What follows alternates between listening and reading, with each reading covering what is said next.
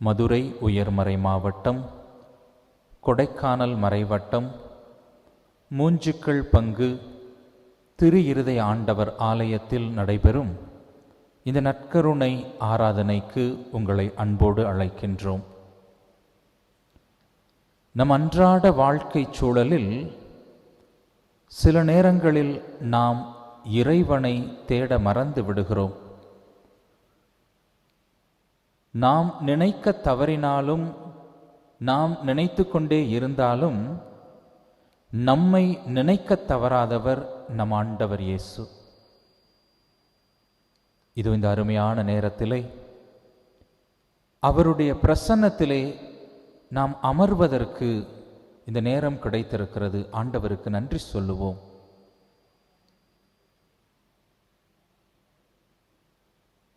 இறைவனுடைய பிரசன்னத்திலே அமர்ந்திருக்கிற பொழுது நமது உள்ளத்திற்கு மகிழ்ச்சி கிடைக்கிறது, நிம்மதி கிடைக்கிறது, அமைதி கிடைக்கிறது. அவருடைய திருமுகத்தை நாம் நாடுகிற பொழுதெல்லாம், தேடுகிற பொழுதெல்லாம் அவரிடமிருந்து அருளும் ஆற்றலும் வல்லமையும் நாம் நிறைவாக பெற்றுக்கொள்ளுகிறோம். இந்த ஒரு சில மணித்துளிகள் அவரை உற்று நோக்குவோம், அவரோடு பேசுவோம். அவர் என்ன பேசுகிறார் என்பதற்கு செவி கொடுப்போம். அவரை புகழ்ந்து பாடுவோம், ஆராதித்து வணங்கி நன்றி கூறி மகிழ்வோம்.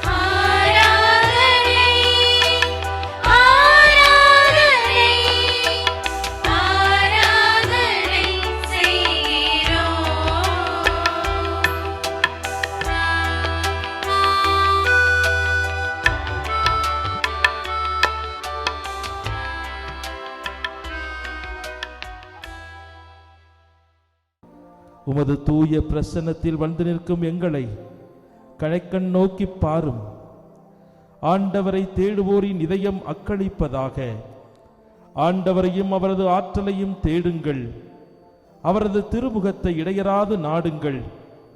அவரது வியத்தகு செயல்களை நினைவு கூறுங்கள்.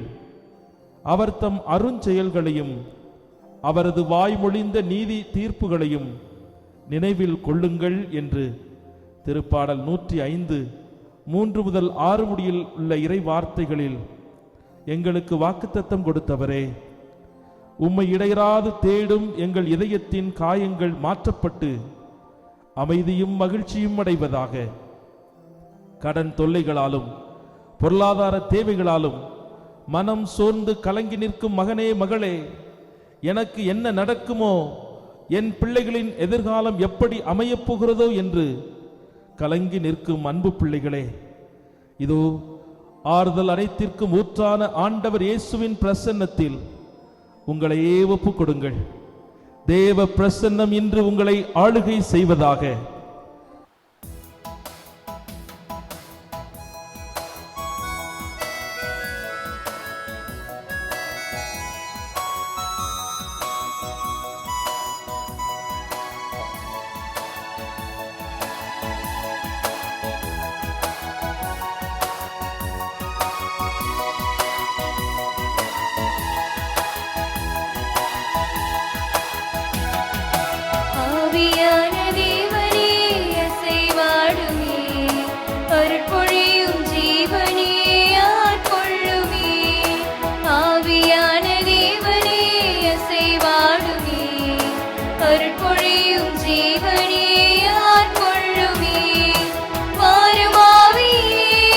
தூய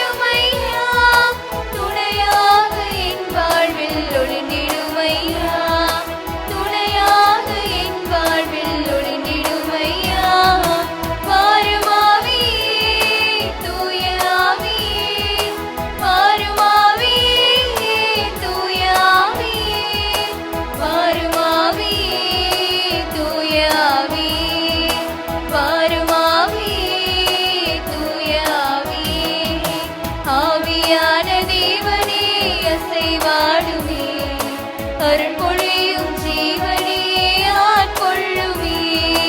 ஆவியான தேவனே அசைவாடுமே, அருள் பொழியும் ஜீவனே ஆட்கொள்ளுமே. ஆண்டவர் உங்களோடு இருப்பாராக.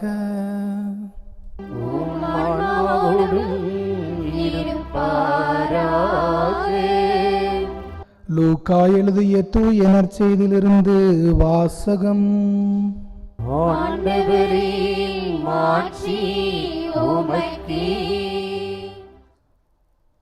லூக்கா நற்செய்தி அதிகாரம் 15 இறைவார்த்தைகள் 11 முதல் 24 வரை.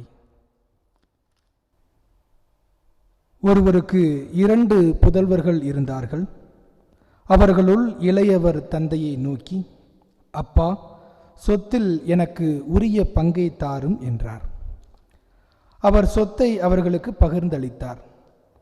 சில நாட்களுள் இளைய மகன் எல்லாவற்றையும் திரட்டி கொண்டு தொலைநாட்டிற்கு நெடும் பயணம் மேற்கொண்டார்.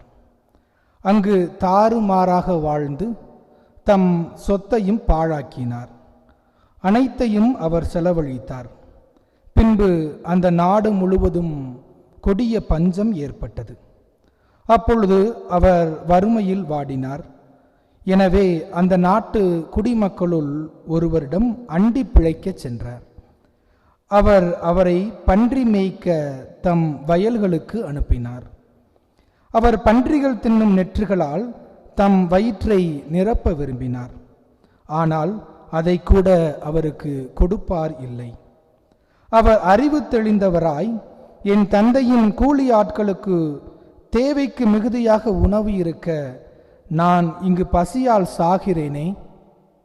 நான் புறப்பட்டு என் தந்தையிடம் போய், அப்பா, கடவுளுக்கும் உமக்கும் எதிராக நான் பாவம் செய்தேன். இனிமேல் நான் உம்முடைய மகன் எனப்பட தகுதியற்றவன். உம்முடைய கூலி ஆட்களுள் ஒருவனாக என்னை வைத்துக் கொள்ளும் என்பேன் என்று சொல்லிக் கொண்டார். உடனே அவர் புறப்பட்டு தம் தந்தையிடம் வந்தார். தொலையில் வந்து கொண்டிருந்த போதே தந்தை அவரை கண்டு பரிவு கொண்டு ஓடி போய் அவரை கட்டி தழுவி முத்தமிட்டார். மகனோ அவரிடம், அப்பா, கடவுளுக்கும் உமக்கும் எதிராக நான் பாவம் செய்தேன். இனிமேல் நான் உம்முடைய மகன் எனப்பட தகுதியற்றவன் என்றார். தந்தை தம் பணியாளரை நோக்கி, முதல் தரமான ஆடையை கொண்டு வந்து இவனுக்கு உடுத்துங்கள். இவனுடைய கைக்கு மோதிரமும் காலுக்கு மிதியடையும் அணிவியுங்கள். கொழுத்த கன்றை கொண்டு வந்து அடியுங்கள். நாம் மகிழ்ந்து விருந்து கொண்டாடுவோம். ஏனெனில் என் மகன் இவன் இறந்து போயிருந்தான், மீண்டும் உயிர் பெற்று வந்துள்ளான். காணாமல் போயிருந்தான், மீண்டும் கிடைத்துள்ளான் என்றார். அவர்கள் மகிழ்ந்து விருந்து கொண்டாட தொடங்கினார்கள். ஆண்டவரின் அருள்வாக்கு.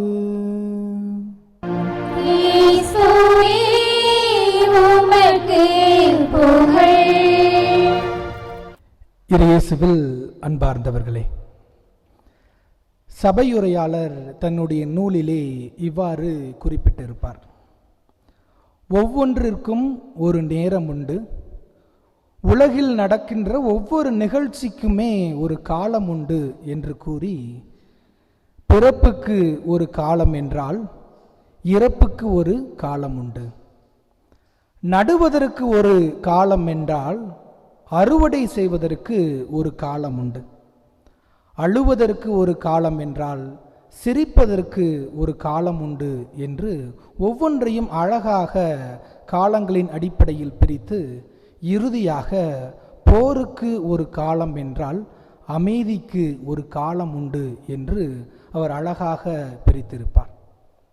இன்று நமக்கு ஒரு காலம் உண்டு. அது என்ன காலம்?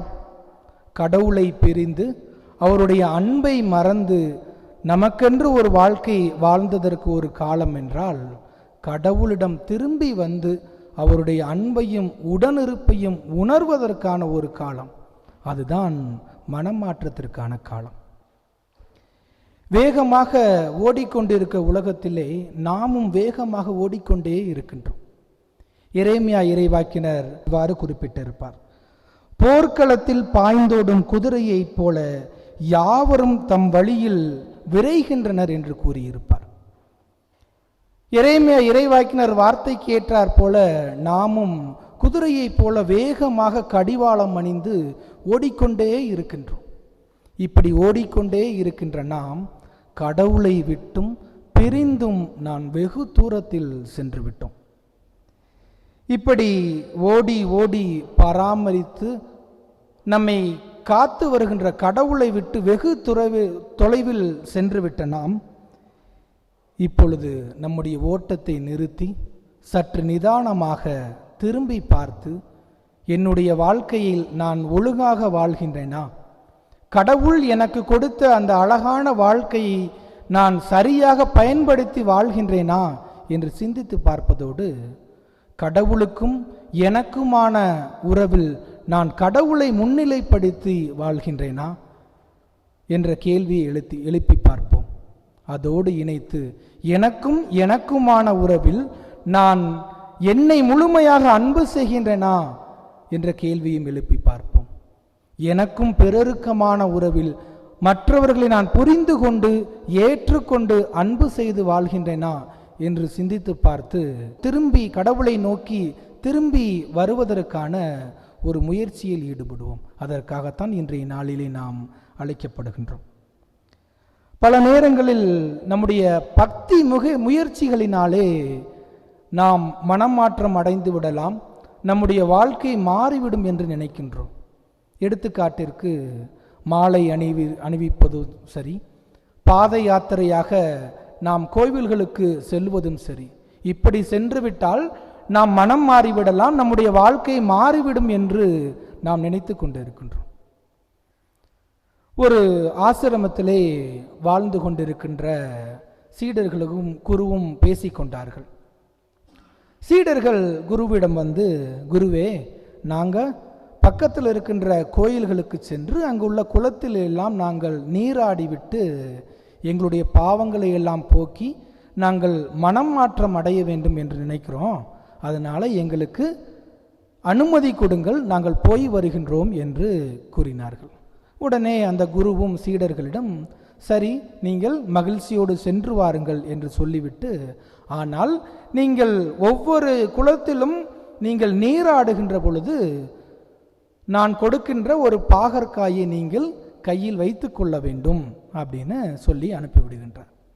இவர்களும் நீராடுவதற்காக ஒவ்வொரு கோயில்களுக்கும் செல்கின்றார்கள்.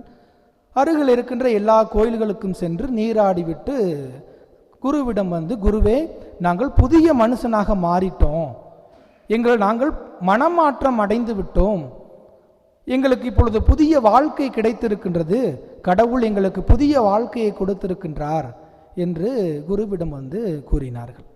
உடனே குரு, சரி, உங்கள்கிட்ட கொடுத்த அந்த பாகற்காயை கொடுங்க அப்படின்னு கேட்கின்றார். உடனே அந்த பாகற்காயை வாங்கி உடைத்து சுவைத்து பார்த்து, எல்லா குளத்திலையும் நீங்கள் நீராடி இருக்கின்றீர்கள், ஆனால் இந்த பாகற்காய் மட்டும் கசப்பாக இருக்கின்றதே, எப்படி என்று கேட்டார். உடனே சீடர்கள் குருவிடம், குருவே, எந்த குளத்தில் போய் நம்ம முங்கி எந்திரிச்சாலும் பாகற்காய் கசப்பாகத்தான் இருக்கும், இது கூட உங்களுக்கு தெரியாதா என்று குருவை பார்த்து அவர்கள் சொல்கின்றார்கள். உடனே குரு சீடர்களை பார்த்து, இப்படித்தான் உனக்குள் எந்த ஒரு மனமாற்றமும் நிகழாமல் எத்தனை கோயில்களுக்கு சென்று நீ எத்தனை குளங்களில் நீ நீராடினாலும் அது எந்த ஒரு பலனையும் உனக்கு அளிக்கப் போவதில்லை. உனக்குள் நீ உன்னையே நீ சுய ஆய்வு செய்து பார்த்து நீ உனக்குள் செல்கின்ற பயணத்தினால் நீ மனம் மாறுகின்ற பொழுதுதான் உன்னுடைய வாழ்க்கையில் மாற்றம் ஏற்படும் என்று அந்த குரு அவர்களுக்கு அறிவுரை கூறினார். ஆம் அன்பார்ந்தவர்களே, இன்று நம்முடைய வாழ்க்கையிலும் அப்படித்தான்.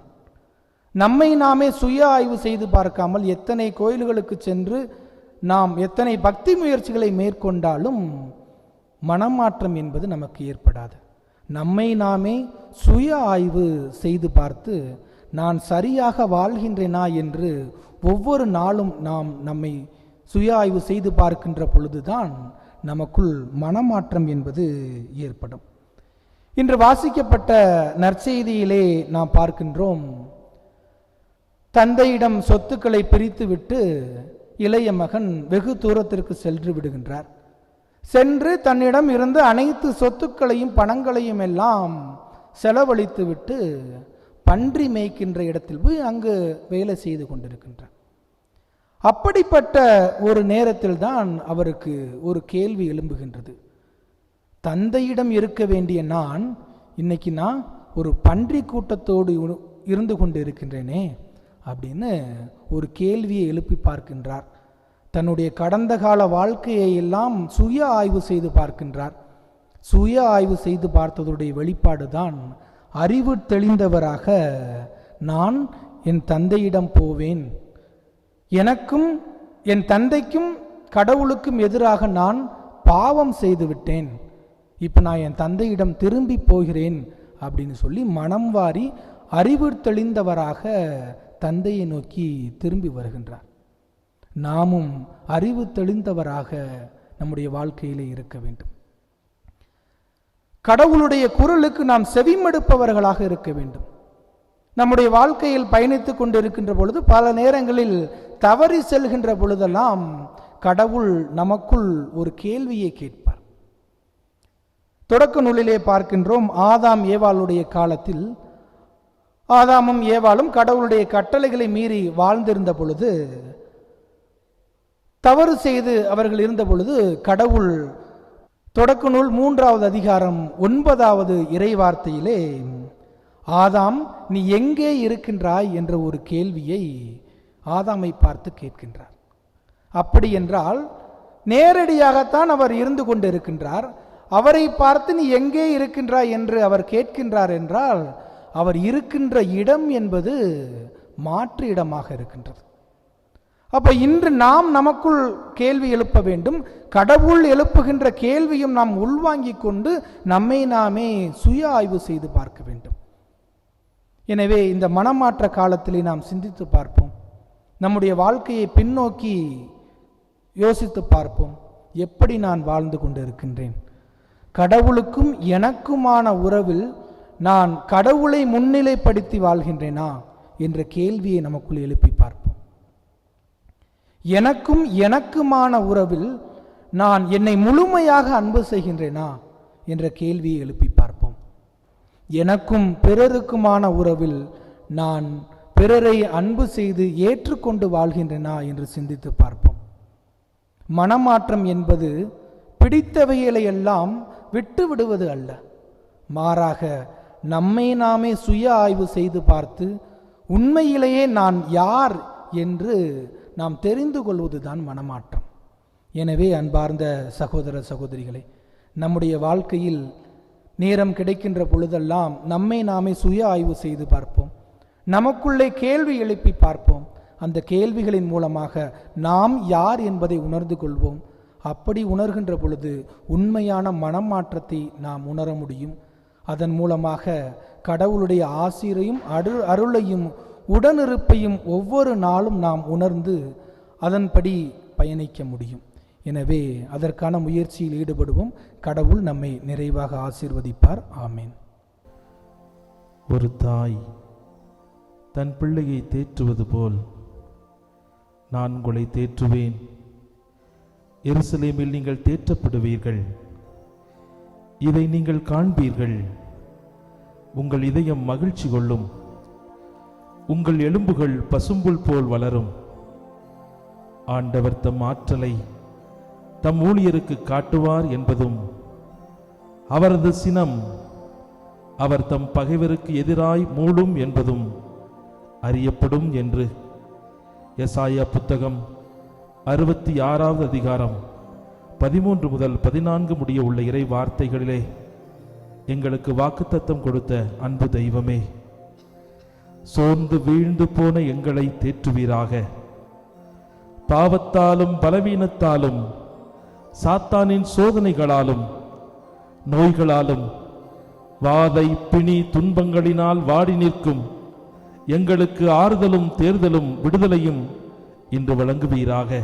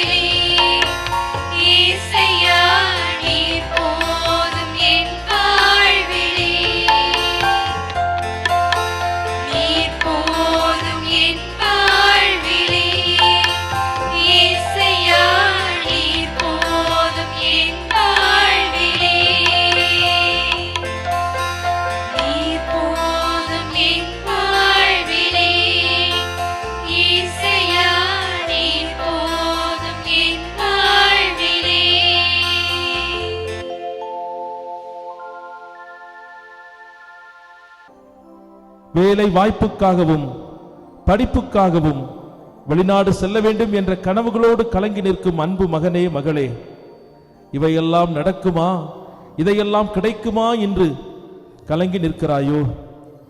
அனைத்திற்கும் ஊற்றான ஆண்டவர் தாமே இன்று உன் இதய குரலை கேட்பாராக.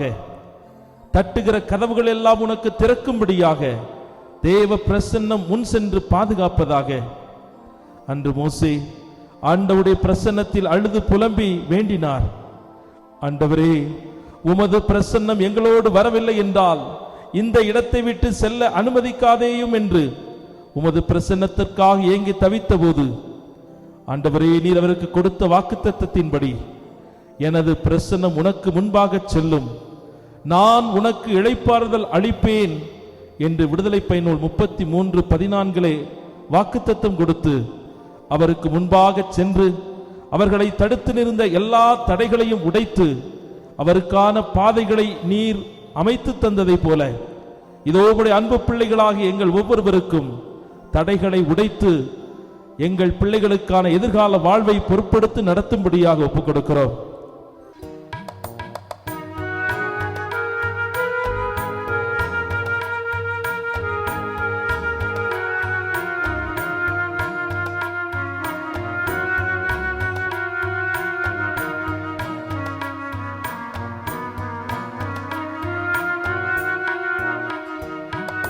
விண்ணப்பத்தை கேட்பவரே, என் கண்ணீரை காண்பவரே,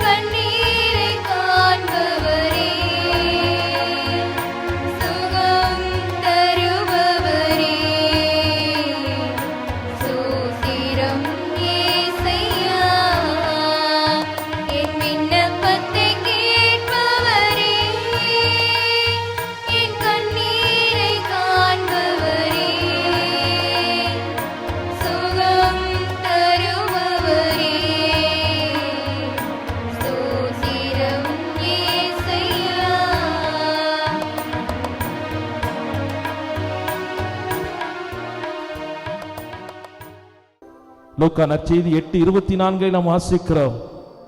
ஆண்டவரே ஆண்டவரே சாக போகிறோமே, காற்றும் கடலும் புயலும் எங்களை மூழ்கடித்து விடுமோ என்று அஞ்சி நடுங்கிக் கொண்டிருந்த சீடர்களுடைய படகிலே நீர் விழித்தெழுந்து காற்றையும் கடலையும் கடிந்தது போல ஆண்டவரே, இன்று மன அமைதி இல்லாமலும் மனக்குழப்பத்தோடும் அச்சத்தோடும் நடுக்கத்தோடும் இருக்கின்ற உமது பிள்ளைகளுடைய படகிலே இன்று நீர் ஏறுவீராக.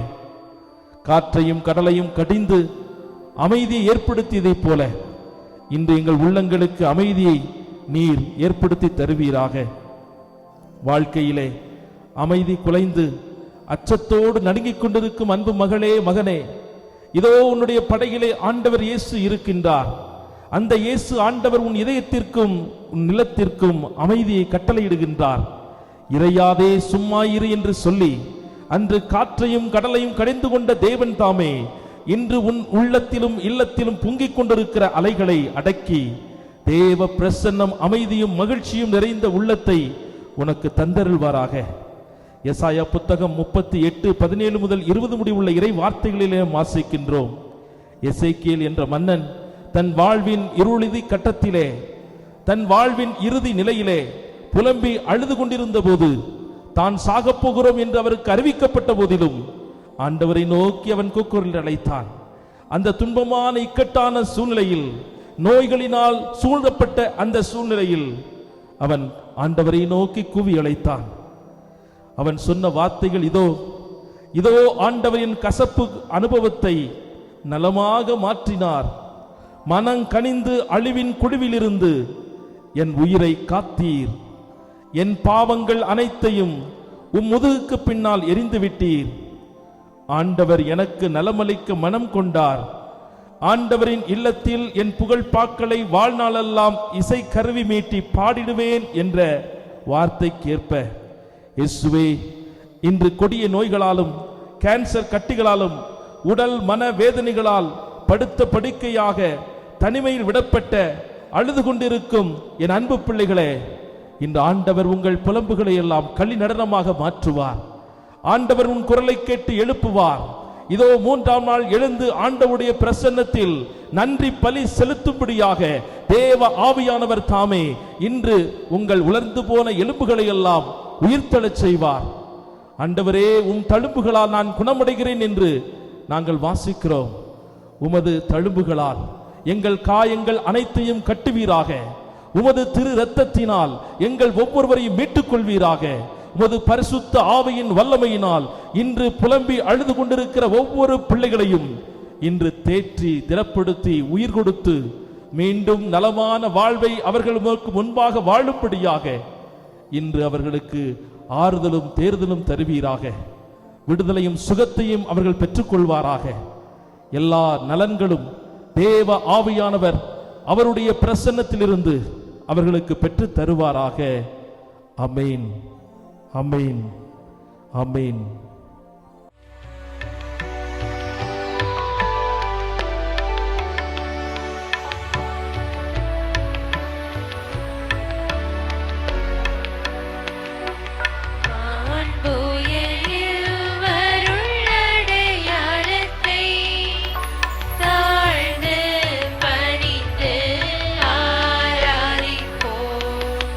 பழைய நியம முறைகள்